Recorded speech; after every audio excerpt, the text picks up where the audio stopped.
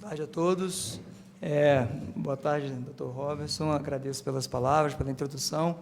Gostaria de cumprimentar também a todos que estão assistindo das sessões judiciárias da Justiça Federal. É um prazer imenso estar aqui para poder falar para uma plateia tão seleta.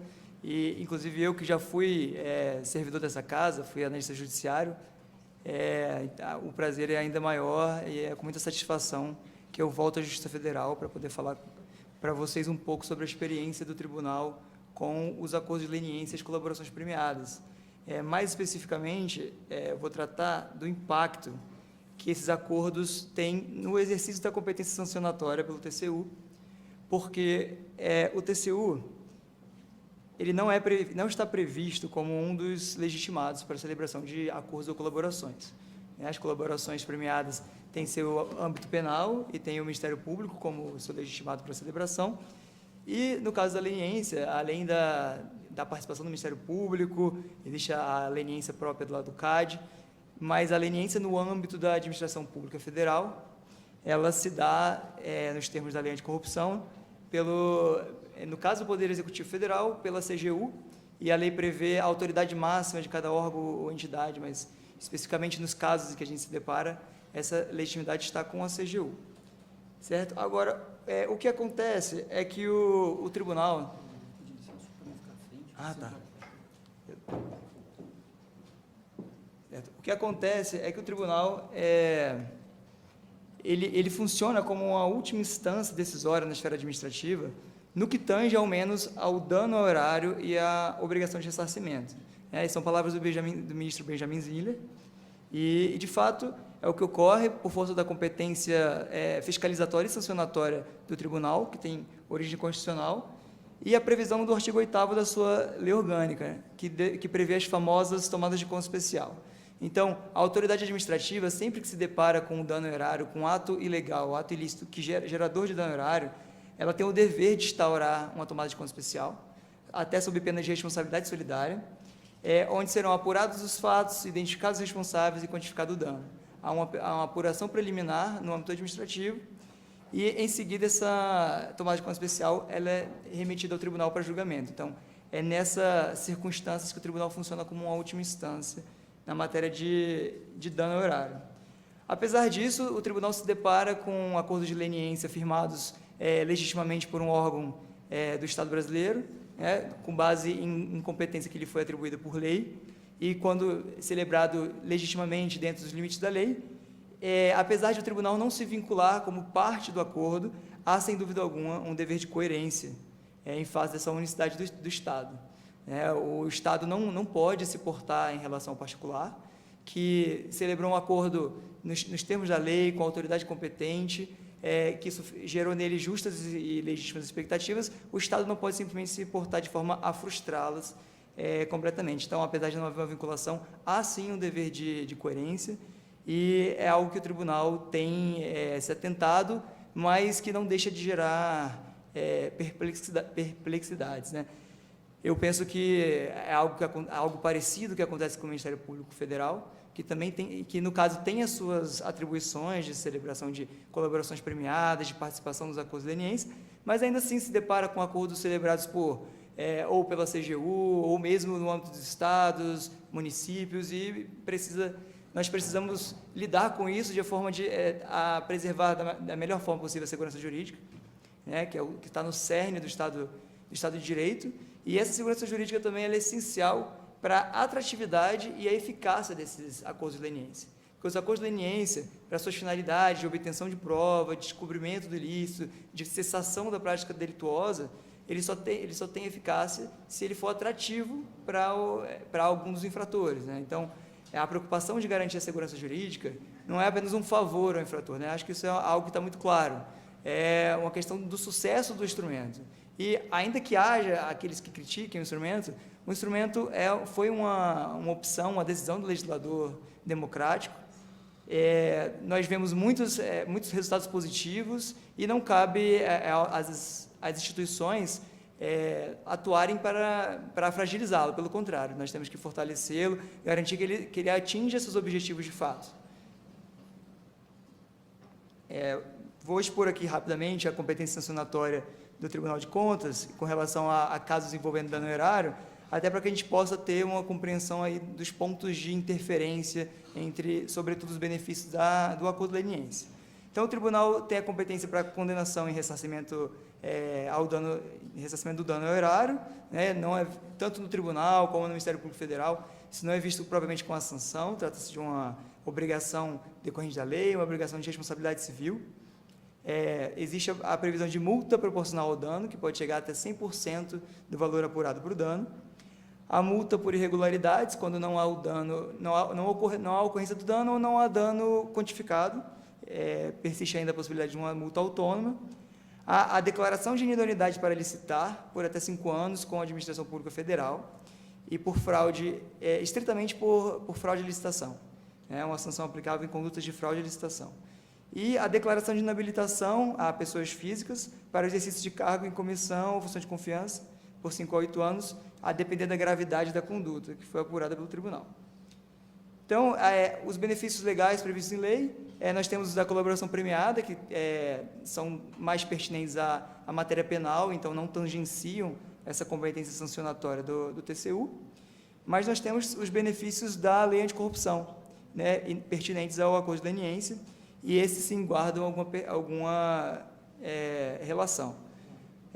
Dentre eles, eu destaco a redução em até 2/3 da multa prevista na LAC. Essa redução de 2/3, em tese, se refere àquela multa em específica, não se referiria à multa no Tribunal de Contas, mas são sanções de mesma natureza, e a isenção ou atenuação das sanções administrativas previstas na Lei 866, né? E, dentre elas, a declaração de inidoneidade para licitar ou contratar com a administração pública, assim como existe uma sanção similar na competência do tribunal.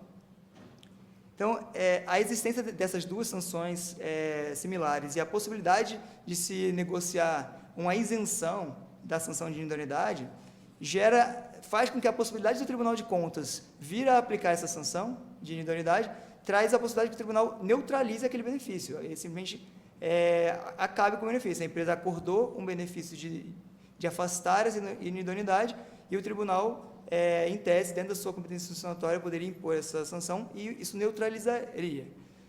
Isso é impossível? Não é impossível. Talvez, em face de outros fatos, muitas vezes o tribunal, com a sua investigação, já detinha provas suficientes para declarar essa inidoneidade e a corrida do colaborador foi muito mais para inviabilizar uma atuação do tribunal que já era possível. Então, tudo isso tem que ser avaliado. E, além de tudo, a efetiva colaboração do particular, né? Não basta apenas a celebração do acordo, o acordo é o primeiro passo de um processo de colaboração. E, então, essa questão da possibilidade do tribunal aplicar essa sanção, ela gera bastante controvérsia, não só pela possibilidade de neutralizar o que foi acordado no acordo leniense, mas também a inidoneidade pode, inclusive, botar em risco o cumprimento das obrigações pecuniárias acordadas.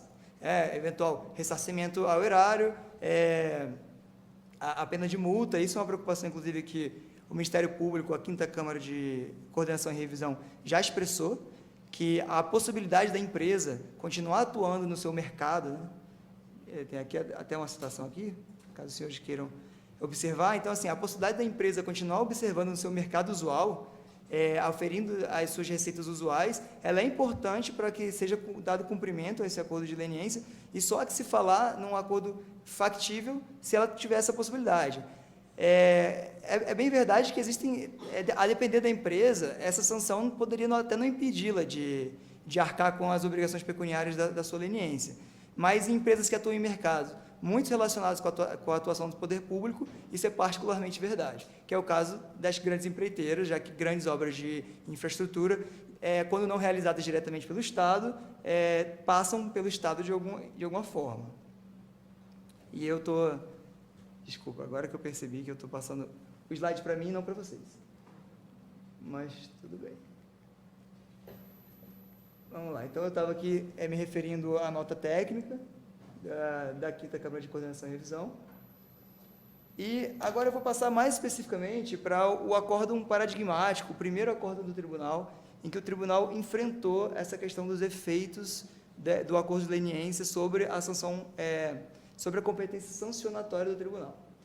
Então, o tribunal, no caso, ele reconheceu esse dever de coerência do Estado, né, que o Tribunal de Contas deveria observar, na medida do possível, as legítimas expectativas geradas do particular. Reconheceu também a utilidade da prova produzida, no caso, era uma colaboração premiada no âmbito do Ministério Público Federal, envolvendo tanto aspectos penais como aspectos cíveis, mas relacionados com a leniência. Então, o tribunal reconheceu também que as provas ali trazidas eram úteis para a concretização do juízo do tribunal a respeito da ocorrência de fraude à execução, a fraude à licitação, né, que é o fato gerador da sanção de inidoneidade no tribunal. Outra questão que o tribunal enfrentou é que os acordos não poderiam afastar a indisponibilidade do integral ressarcimento do dano erário. Independentemente dos termos do acordo, a obrigação do particular de indenizar o dano causado, ela deveria persistir. E o tribunal afirmou também que a sua competência sancionatória estaria preservada, mas diante da questão de guardar uma coerência com a atuação anterior, o tribunal cogitou da possibilidade da concessão de sanções premiais, a depender da colaboração do colaborador, né, da colaboração especificamente do processo de controle externo, e o tribunal chegou, inclusive, a abrir prazo para que esses colaboradores buscassem o Ministério Público Federal para a realização de um aditivo ou um recall, como se chamou, para acrescentar às suas obrigações aí no acordo, obrigações mais específicas de colaboração com o processo de controle externo, com a quantificação do dano e ao seu ressarcimento. Essa questão do recall é um pouco polêmica, porque, inclusive, esse recall não chegou a acontecer. Não ocorreu esse aditamento ao acordo do Ministério Público. Já se chegou a discutir no plenário do tribunal a possibilidade de se criar um procedimento interno ao tribunal de um protocolo de colaboração, algo do tipo, para que as empresas pudessem se comprometer em alguma medida e já ter de antemão alguma ideia do que elas poderiam. Obrigado. O que elas poderiam, o que elas teriam que trazer ou poderiam trazer de colaboração e, ao mesmo tempo, os benefícios que elas poderiam auferir com isso, mas isso ainda não caminhou no âmbito do tribunal, certo? Essa questão de uma colaboração interna. Naquela ocasião, se deixou de aplicar a sanção, apesar do tribunal ter formado sua convicção a respeito da ocorrência de fraude à licitação, ele deixou de aplicar a sanção de inidoneidade, aplicou uma espécie de suspensão condicional da pena, na verdade, em aplicação analógica aí do Código Penal. Então, essas empresas, no caso, eram três empresas que eram colaboradoras e, apesar de se constatar a sua participação, o tribunal postergou essa questão da sanção a ver a colaboração dessas empresas no curso do processo. E, ao final, elas poderiam ser isentadas dessa pena, tal como aconteceria numa suspensão condicional da pena. Certo? Aqui, para especificar melhor, né, as posturas colaborativas de que se cogitou nesse Acordo 483. Então, a admissão de participação nas irregularidades, né, que é algo já inerente a qualquer instrumento consensual de colaboração, a apresentação de documentação fiscal e contábil que possam ajudar na quantificação do dano. Essa condição terceira, algo mais polêmico, né, que é o acatamento das decisões do tribunal, abstendo-se da interposição de recursos, ou mesmo de impugnação judicial. Eu vejo essa condição como polêmica, porque, por mais que a empresa esteja disposta a colaborar e tenha uma postura colaborativa perante o tribunal pode errar, todos podem, né? Então, podem ocorrer injustiças com relação à quantificação do dano, ou a empresa pode julgar que o tribunal extrapolou indevidamente os limites do seu acordo de leniência. Então, eu entendo que a possibilidade de recurso e até de uma impugnação externa não poderia ser vedada a essas empresas, mas essa postura colaborativa eu entendo que deveria ser interpretada como, no sentido de que a empresa não deveria adotar expedientes protelatórios. Isso, de fato, é essencial para a gente poder afirmar que a empresa apresenta uma postura colaborativa. E, por fim, o recolhimento voluntário da sua cota-parte, considerando que que o dano ao erário gera um débito solidário por todos aqueles que concorreram para o dano, né? Então, o colaborador deveria, ao menos, se mostrar disposto e pagar voluntariamente a sua cota-parte naquele dano, de acordo com a sua capacidade, que seria discutida, que seria investigada, e dentro das suas possibilidades, mas, no mínimo, pagar aquilo que corresponde à sua quota-parte. E as sanções premiais, né, seriam a suspensão condicional da sanção de idoneidade, que eu já tratei, um benefício de ordem em relação à parte do dano que excede a sua quota-parte, ele só seria cobrado quando outros envolvidos, quando a cobrança fosse frustrada em relação a outros envolvidos, a exclusão dos juros moratórios, por meio do reconhecimento de uma atuação de boa-fé desse particular, na colaboração com o tribunal, né, o parcelamento conforme a capacidade de pagamento, que é denominado também de ability to pay, o abatimento de valores antecipados em razão de acordos celebrados, muitas vezes no âmbito de um acordo tem valores, uma antecipação de pagamentos relacionados a dano ao erário, poderiam ser abatidos, e a supressão da multa proporcional, da multa que está dentro da competência do tribunal. Com relação ao ressarcimento ao erário, especificamente, é bom que se diga que ele não é uma condição para esses instrumentos consensuais de colaboração.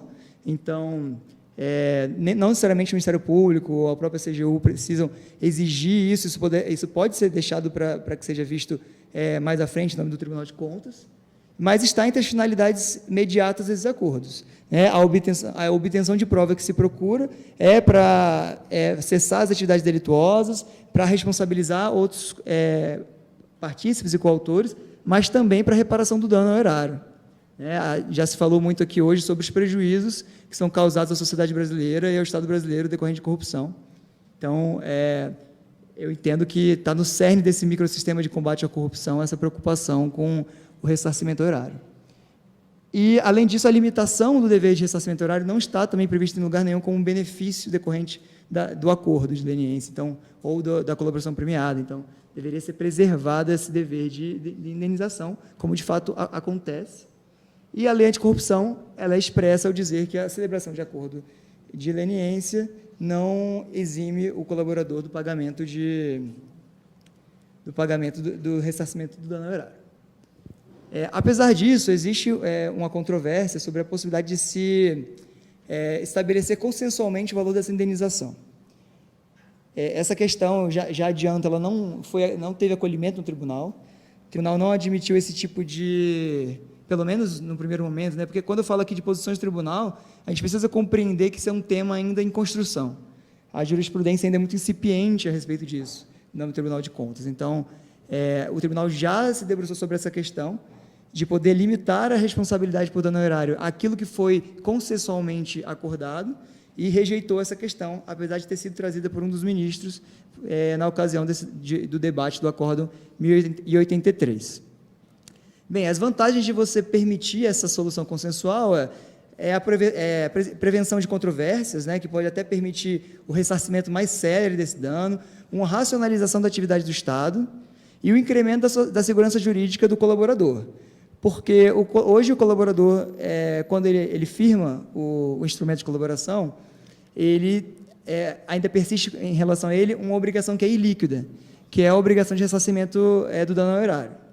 E no mercado, né, para ele se financiar, seja por meio de bolsa de valores, por meio de instituições financeiras, o conhecimento do passivo dele é uma informação importante, e isso ele não tem, enquanto não é quantificado esse dano. Então, isso gera o incremento do custo dele de financiamento, isso gera diversos problemas que acabam tornando também menos vantajoso o acordo, menos atrativo. E, apesar disso, o tribunal concluiu que não haveria previsão legal para isso e que isso poderia significar uma disposição dessa reparação integral do dano. A questão, eu estava até conversando aqui com os colegas que cuidam dessa parte das operações, da Operação Lava Jato, junto ao tribunal, o pessoal da Cinfra Operações, chefiado pelo colega de Belo, que o tribunal, apesar disso, o tribunal nem sempre, normalmente não tem condições de dizer o que é o dano integral. Sempre há uma transigência com esse dano de alguma forma, porque o tribunal nunca vai ter elementos e informação suficiente para chegar a um dano integral. Então, a possibilidade de resolução consensual, eu acho que ela não ofende esse dever de reparação integral, Agora, é importante que a autoridade competente para isso, para fazer essa negociação, ela esteja munida da informação necessária, ela tenha os subsídios necessários para não fazer um acordo ruim, para não abrir mão do dano ao erário, não tornar a atividade delituosa mais vantajosa. Então, é importante que ela esteja munida de informação. Lógico que essa possibilidade traz riscos, mas com a mitigação correta dos riscos, eu acredito que seria mais vantajosa do que desvantajosa essa possibilidade de resolução consensual, inclusive com relação ao valor do dano, e é também uma posição defendida pelo Ministério Público Federal na nota técnica número 1 de 2017 da 5ª Câmara de Coordenação e Revisão. Eles também defendem a busca de uma solução consensual, inclusive com relação ao valor do dano.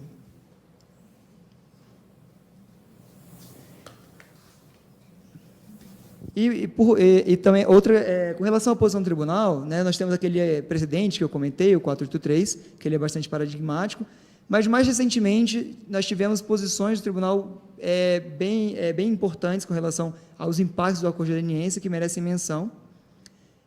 A solução de sobrestamento da aplicação de sanções, enquanto se aguarda a colaboração do particular e o cumprimento das obrigações pactuadas, ela é uma solução que ainda é adotada, hoje com a expressa previsão de suspensão da prescrição, já que o tribunal ele anui não exercer sua persecução, não exercer sua pretensão punitiva contra esses particulares, é razoável que o prazo para isso não continue a correr. E hoje o tribunal trata de uma apreciação dessa colaboração para fins de eventuais sanções premiais, para fins do que ele chama de individualização da pena, né? Individualização da sanção. Ele fala já de uma análise mais ampla, avaliando tanto a cooperação desses colaboradores no âmbito do tribunal, no âmbito do processo de controle externo, mas também aquela cooperação anterior que ele ajustou com o Ministério Público ou com a CGU. Todos esses aspectos serão considerados nessa individualização da pena e nos possíveis benefícios que o tribunal vai conferir. Nesses julgados, um tema importante também que foi tratado é a questão da impossibilidade do uso da prova fornecida pelo colaborador, né, fornecida em colaboração contra esse colaborador. O tribunal compreendeu que, ainda que a lei das colaborações, ou da colaboração premiada, ou do acordo de leniência, não imponham limites para o uso dessa prova, é razoável se compreender que ela não pode ser usada para inviabilizar ou restringir os benefícios acordados, porque o particular, o colaborador, ele concede as provas esperando aqueles benefícios, né? Seria um venir in contractum factum próprio do tribunal, do Estado, que deveria ser evitado. E assim, ainda que o tribunal não esteja vinculado ao ajuste, ele não poderia se valer das provas para impor sanções adicionais. Mas nada impede, como eu já disse aqui, que caso o tribunal disponha de provas próprias e autônomas, aquelas produzidas pelo juízo da colaboração, que ele venha a exercer seu poder sancionatório. E um ponto importante é que os acordos esses instrumentos consensuais de colaboração, eles envolvem uma renúncia ao direito de não autoincriminação. Porém, essa renúncia ela não é ilimitada, né? A renúncia aos direitos fundamentais ela deve ser interpretada nos estritos limites em que foi feita. Então, os limites dessa renúncia são os limites do acordo celebrado. Então, o tribunal não poderia se valer daquelas provas fornecidas em meio a um acordo para aplicar uma sanção mais grave do que a ajustada.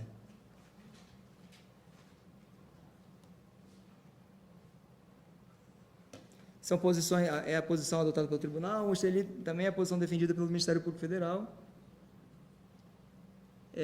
Aí uma questão mais polêmica, que foi uma posição externada pelo juízo da 13ª Vara Federal, na época presidida pelo juiz Sérgio Moro, de que o TCU, os órgãos que tiveram as provas ali produzidas, né, naquela instância judicial, compartilhadas, não poderiam usar aquelas provas contra os colaboradores, independentemente de se tratar de provas fornecidas por eles. Então, provas produzidas no juízo da 13ª Vara, por interceptação telefônica, busca e apreensão, outros colaboradores não poderiam ser usadas pelo TCU, por exemplo, em face dos colaboradores. O tribunal apesar de entender que ele não se vincula a esse juízo, a essa decisão do juízo da Terceira Vara Federal, ele acatou esse posicionamento por entender que analisar dentro de todo o conteúdo probatório que foi compartilhado, o que eram provas fornecidas por colaboração e o que eram provas autônomas, envolveria todo um esforço que não se justificaria no âmbito do tribunal para a finalidade precípua de recuperação do dano ao erário.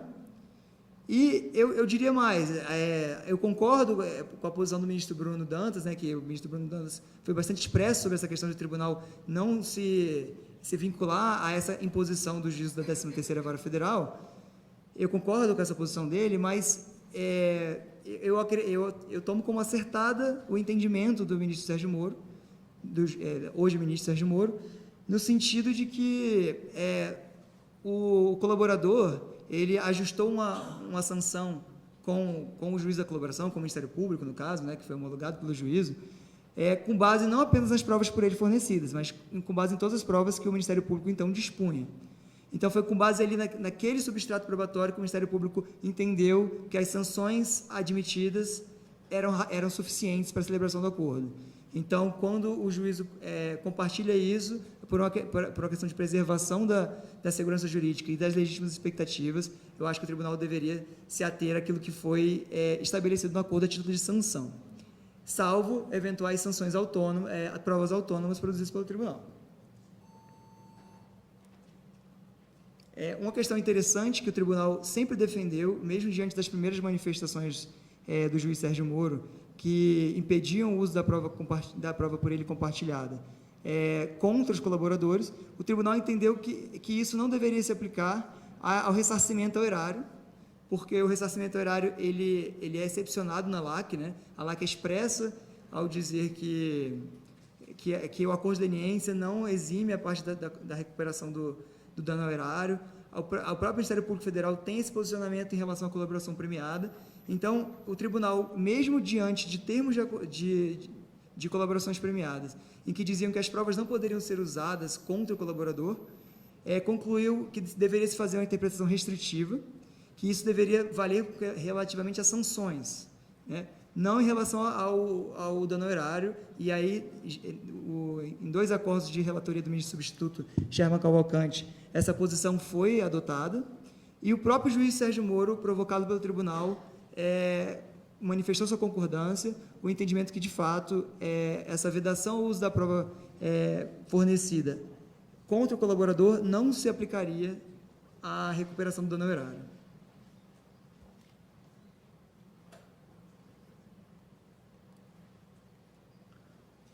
Outro ponto da jurisprudência do tribunal que vem causando controvérsia, inclusive a discussão foi introduzida agora pelo Ministério Público de Contas, por meio de sua Procuradora-Geral, a doutora Cristina Machado, que opôs embargos de declaração contra uma decisão do tribunal, contra o Acórdão 2677/2018, em que o tribunal colocou como benefício ao colaborador a possibilidade de abatimento dos valores pagos por força do acordo de leniência, inclusive a título de multas e confiscos, abatimentos na indenização do dano erário.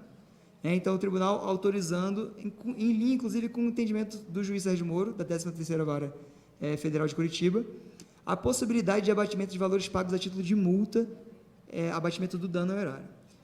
E a procuradora, ela opôs os embargos de declaração, ela entendeu haver aí uma obscuridade, primeiro porque a multa tem, obviamente, natureza diversa do que o dano erário, então essa compensação não seria possível.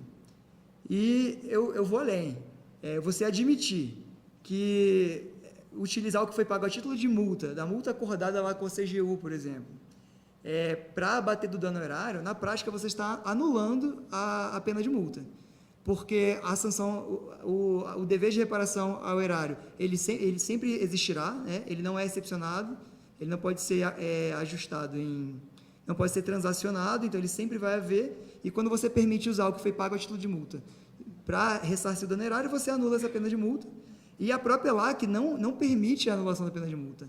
Entre os benefícios da LAC está a redução da sanção de multa em até 2/3. Então, eu entendo que é uma posição que contra a lei, inclusive, porque permite que o tribunal decida por neutralizar, agora não o benefício mais, mas a sanção acordada pela CGU. Então, me parece que é uma posição inadequada. E a outra questão é poder compensar o que já foi pago a título de multa com eventual multa que venha a ser aplicada pelo tribunal. Aí eu entendo que está dentro da possibilidade das sanções premiais do tribunal, até como uma forma de não gerar uma responsabilização, por vezes, desproporcional, porque é algo que acontece quando existem múltiplas instâncias com competência de responsabilização pelo mesmo fato. É possível que essas multas se somem e venham a gerar valores proporcionais, e até por isso que na lei de crimes ambientais existe disposição expressa de que a União pode deixar de aplicar sua multa quando uma multa estadual ou ambiental for suficiente, ou quando já houver a multa estadual ou, ambiental, ou municipal. E, por fim, o último ponto aqui que eu queria tratar, desse impacto dos instrumentos de colaboração do tribunal, é a aplicabilidade da cautelar de indisponibilidade de bens no âmbito do tribunal. O tribunal tem entendimento que, com relação a colaboradores, a princípio, não seria o caso de aplicar a indisponibilidade de bens, né? Assim como a doutora Raquel colocou em relação à posição do STJ, em fase da indisponibilidade de bens na improbidade, também no TCU, esse perículo em mora, ele é presumido, já que quando o caso como esse, né, decorre de uma conduta dolosa, de uma conduta criminosa, e pelo montante do débito, do dano que foi causado ao erário, essa cautela, ela se justifica num perigo até presumido. Mas o tribunal tem adotado que, a princípio, seria o caso de não aplicar, em linha, inclusive, com o entendimento da 13ª Vara Federal de Curitiba, mas o tribunal condiciona isso à observância de uma postura efetiva de colaboração dessa empresa no decorrer do processo de controle externo, e também que ela mantenha o cumprimento das obrigações assumidas perante o Ministério Público Federal ou perante a CGU. São diversos precedentes em que o tribunal não deixou de aplicar, né, essa cautelar em questão de colaboração premiada. Ontem mesmo o tribunal mais uma vez reafirmou essa jurisprudência, suspendendo, né, os efeitos da indisponibilidade sobre um colaborador. E um caso interessante é esse acórdão 874/2018, relatoria ministro Bruno Dantas, em que se aplicou a indisponibilidade a uma empresa colaboradora. E o tribunal concluiu que a empresa não estava adotando uma postura de fato colaboradora. E outra questão que pesou, não foi a única, talvez não tenha sido nem a principal, mas é aquela questão porque a empresa teria impugnado a atuação do tribunal perante o Supremo Tribunal por meio de mandado de segurança. Aí entra naquela questão que eu acho problemática, acho polêmico, o tribunal exigir que a empresa deixe de se insurgir contra decisões do tribunal que ela discorde. Acho que isso é perigoso. Eu acho que a gente precisa verificar se há um propósito protelatório, mas a simples impugnação judicial não deveria ser motivo. Desculpa, mais uma vez eu não posso. Então, foi isso. Eu espero que eu tenha sido minimamente aqui compreensível, que eu tenha conseguido passar uma compreensão de como o tribunal tem enxergado os efeitos desses acordos de leniência, das colaborações premiadas, e como ele tem buscado essa deferência, né, aos ajustes que foram celebrados por agentes do Estado, legitimados pela lei, mas sempre com a cautela de buscar o melhor interesse público, com discussões que ainda não se encerraram, discussões que estão em constante construção, e eu enxergo na posição do tribunal um esforço de convergência. Vendo a posição do Ministério Público Federal, eu vejo que essa convergência é real e que a gente está caminhando para construir uma segurança jurídica minimamente possível para esses acordos de leniência. Eu sou um cara otimista, eu tendo a ver as coisas com o copo meio cheio, né? Inclusive, escutando aqui a doutora Raquel, trazendo toda essa saga do Ministério Público no combate à corrupção, a gente vê quantas dificuldades que a gente imagina que poderiam ter sido evitadas, mas a gente vê o quanto que a gente evoluiu, né? Esse pós-88, todos os instrumentos que foram trazidos, e nos últimos anos, os benefícios que a gente tem enxergado nos acordos lenienses. Então, eu acredito que os ajustes são necessários, eles são constantes, mas que a gente está trilhando um bom caminho e que as instituições poderiam conversar mais, mas existe uma intenção sincera de convergência. Muito obrigado a todos.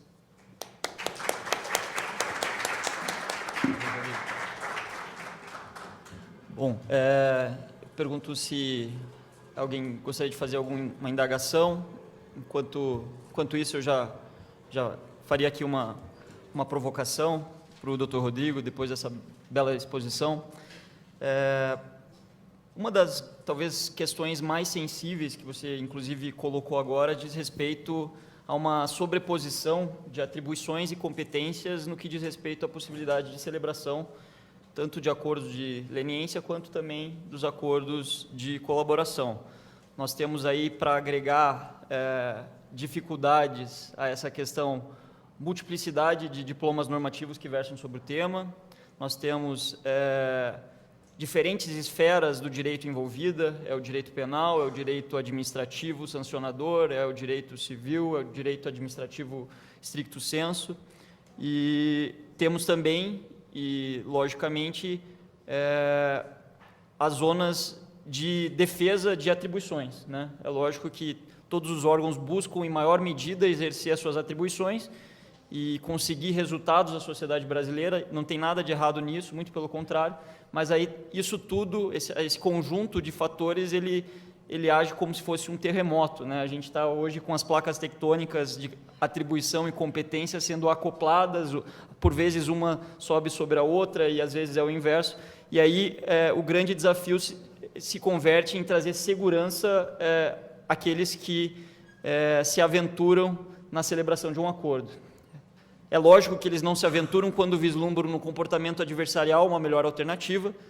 Uma empresa ou uma pessoa física somente busca a colaboração quando está exposta ou quando está em vias muito próximas de ser exposta, ou seja, quando negar os fatos não é a melhor alternativa. Mas, mesmo assim, é preciso zelar por uma mensagem de que o acordo vale a pena e, mais do que isso, que uma empresa colaboradora ou um réu colaborador, ao celebrar um acordo, ele vai ter uma posição melhor do que aquele que simplesmente nega a realidade.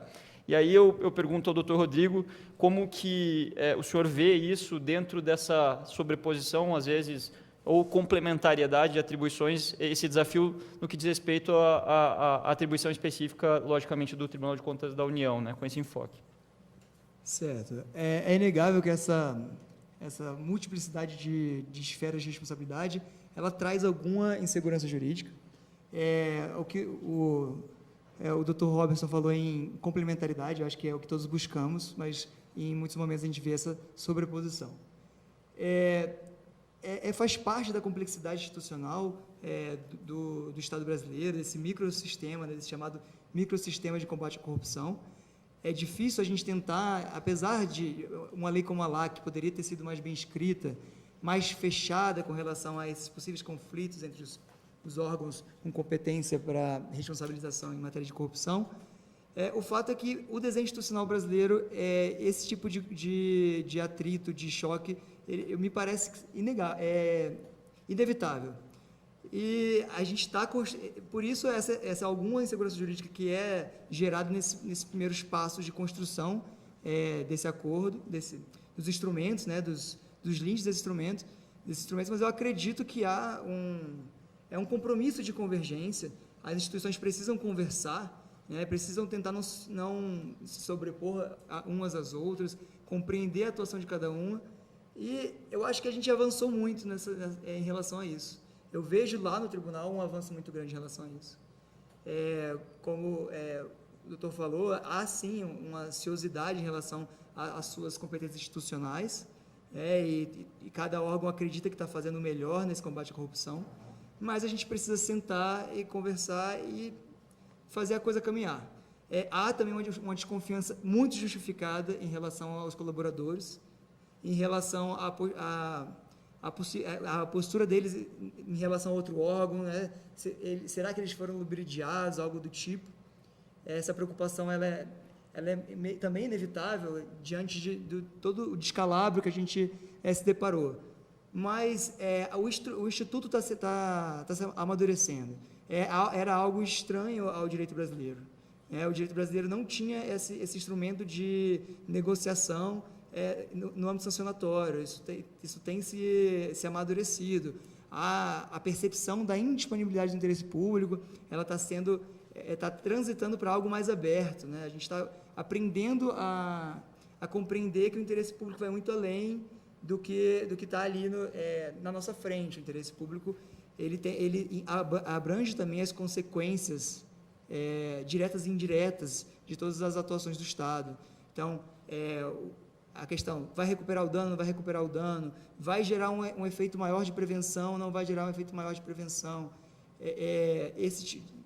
dissuasório dessas condutas ilícitas. Então, eu acho que com um foco nessa compreensão mais ampla do interesse público, com o diálogo que eu vejo acontecer, eu acredito que a gente vai caminhar para, de fato, uma complementariedade, desde que todas as instituições respeitem cada uma a competência institucional da outra.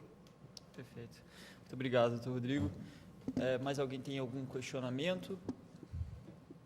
Então, não... perdão. Rafael de Bello, do TCU. Só fazendo coro às palavras do Dr. Rodrigo, né?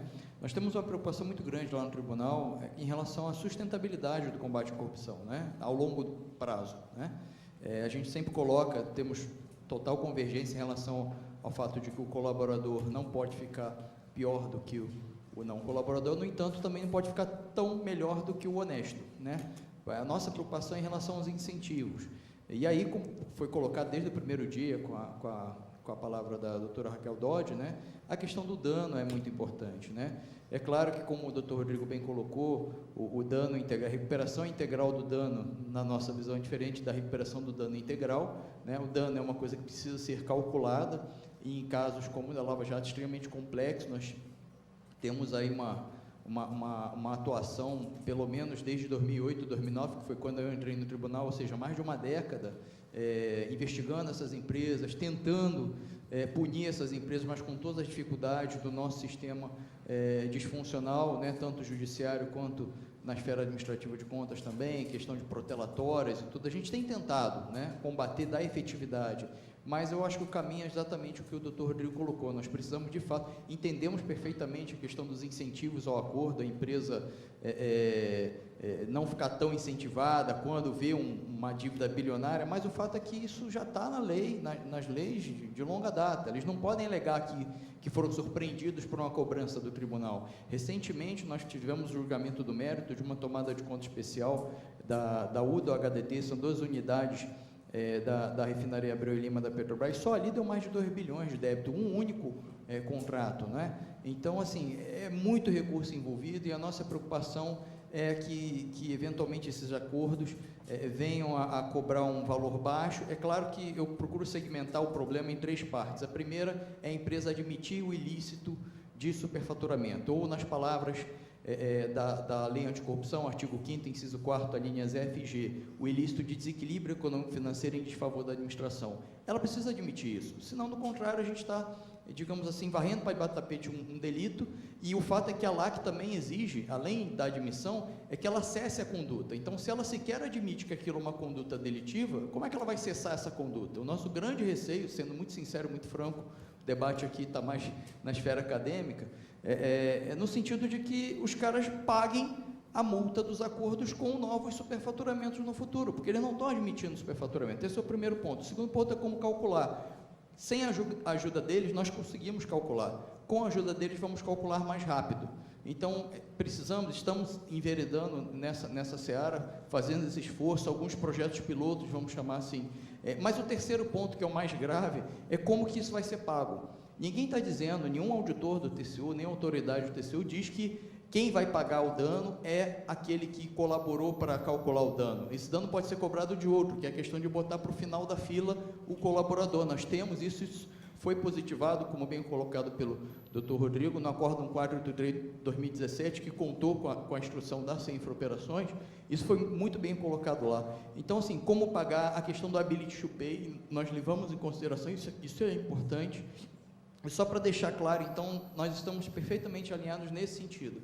Nossa preocupação maior é com a sustentabilidade desses trabalhos que têm sido feitos maravilhosamente bem pelo Ministério Público Federal, pela Justiça Federal, e também pelos outros órgãos de persecução. Polícia Federal, superfaturamento, só lembrando, não é só o tribunal que calcula, a Polícia Federal já tem até livro disso, o perito criminal João Valim lançou um livro recente, eu tive no lançamento do livro dele, as técnicas, né, para calcular o superfaturamento. Só para dizer, então, complementando, que nós estamos perfeitamente alinhados nesse sentido. Perfeito. Se me permite, de Belo, uma consideração, acho que é importante a gente, às vezes, refletir também, na linha do que você falou, que os acordos, tanto de colaboração quanto os acordos de leniência, eles funcionam também como um efeito dissuasório pro futuro para a própria empresa que celebrou o acordo ou para a própria pessoa física que celebrou o acordo. E por quê? Na medida em que, adotando um comportamento de se autorrevelar os seus ilícitos, o colaborador, ele recebe condenações muito altas e, se acaso for rescindido o acordo dele, ele vai responder como se não fosse um colaborador. Ou seja, se ele voltar a delinquir, ele passa ao pior cenário. Então, a gente costuma brincar lá na Força Tarefa em Curitiba que ele não pode ocupar ou colocar um pé em cada canoa, porque a canoa do comportamento adversarial e do comportamento colaborativo são diferentes e, se ele quiser fazer isso, ele vai acabar na água, né? E a empresa do mesmo modo. Acho que até isso foi colocado aqui pelo ministro da AGU, que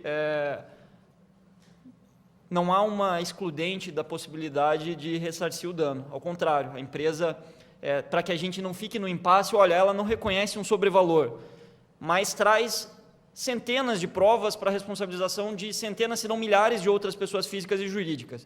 Como ela não reconhece o sobrevalor, o superfaturamento, então a gente tem que parar por aqui e rasgar, digamos, essa potencialidade de todas essas provas, ou a gente pode continuar e, se acaso no futuro conseguirmos comprovar o superfaturamento ou o sobrevalor, aí sim ela vai responder por essa omissão, né? Eu acho que a gente tem que refletir também no custo do não acordo, que é algo que por vezes fica fluido ou não é refletido quando só se tem um acordo revelado, né? O que se deixou de fazer, o que se deixaria de descobrir, processar, responsabilizar se não tivesse sido celebrado um acordo 6 meses antes ou 7 meses antes? E a gente pode refletir isso a partir da Operação Lava Jato, né? Que foi uma escalada, um verdadeiro derrubar de dominós, primeiro a partir de pessoas físicas, depois jurídicas, que culminaram em grandes acordos que trouxeram fatos do Brasil e do exterior, né? Desculpa aqui a ponderação, mas achei interessante agregar algumas reflexões. Não sei se o doutor Rodrigo tem mais algum aspecto a comentar. Nada a acrescentar, acho que essas ponderações só complementam mesmo. É interessante também para a gente ver o foco do Ministério Público. E, como você falou, o caso da JBS, ele é bastante emblemático porque ele foi muito criticado. Eu não conheço detalhes, mas o fato é que nem sempre o público é capaz de saber todas as provas que foram trazidas, toda a potencialidade daquele acordo e, como eu disse, há uma desconfiança, não em relação às instituições, mas em relação a esses colaboradores. E como o Ministério Público nem sempre pode trazer tudo à tona, existe esse receio. Não em relação ao Ministério Público, mas em relação ao que o colaborador fez para conseguir o benefício.